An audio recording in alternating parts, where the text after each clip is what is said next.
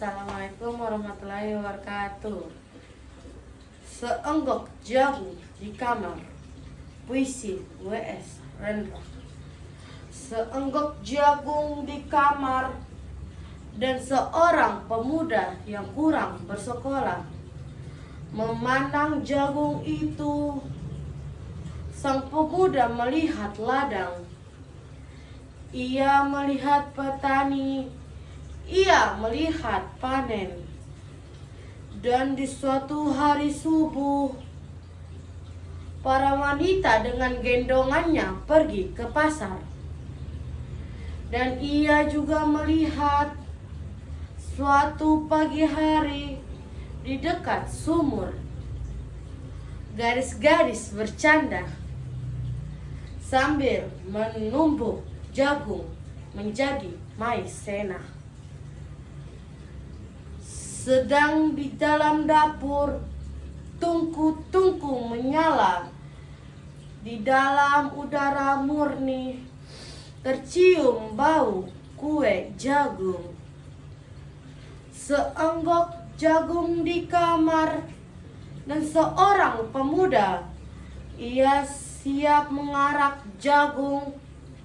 Ia melihat kemungkinan otak dan tangan siap bekerja. Tetapi ini seenggok jagung di kamar dan seorang pemuda tamat SLA. Tak punya uang, tak bisa menjadi mahasiswa.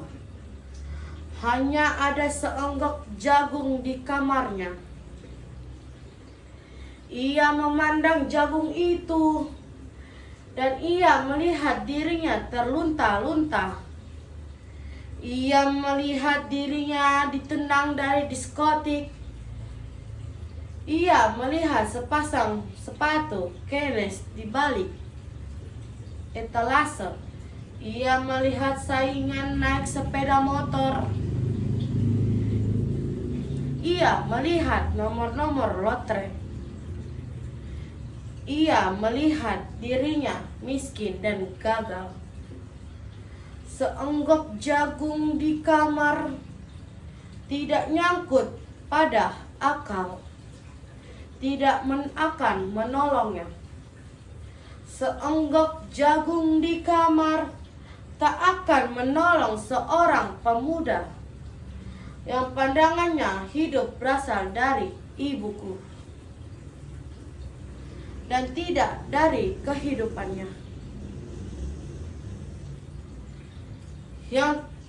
Yang tidak terlatih dalam metode,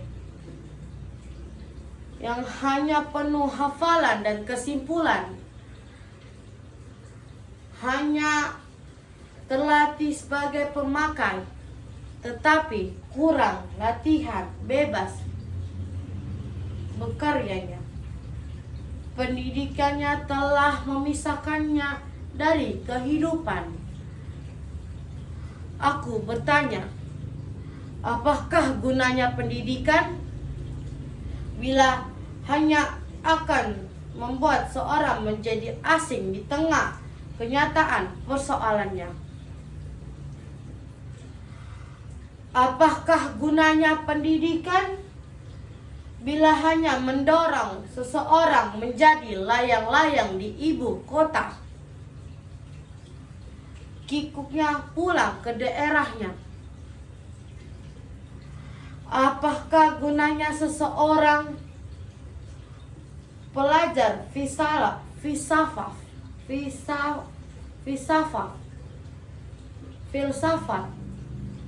sastra, teknologi, ilmu, kedokteran, atau apa saja, apabila pada akhirnya ketika ia pulang di daerahnya lalu berkata, disinilah aku merasa asing dan sepi. Terima kasih.